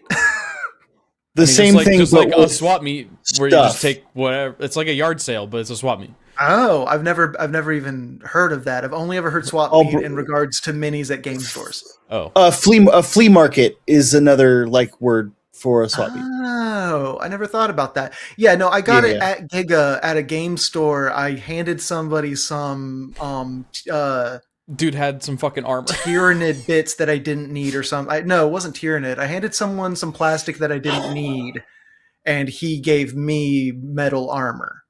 Yep. It was interesting. Done. Huh. The art of the deal, baby. Great. Art of the deal. Well, thank you guys for watching. Make sure you guys like, sub, all that good stuff. Hop in the Discord. We're hanging out in there all the time. We talked a lot about these detachments today in the Discord, so sorry. If you have thoughts. Oh yeah, we also talked a lot about it today on the stream. I'm sorry. This was the most exciting. We're only at 2 hours. It's fine. But yes, no, these were the most exciting detachments we've seen in a long time. So, very much worth the time to talk through them. On Monday, we're going to be playing a couple of the new detachments, the Orbital Assault Force Detachment.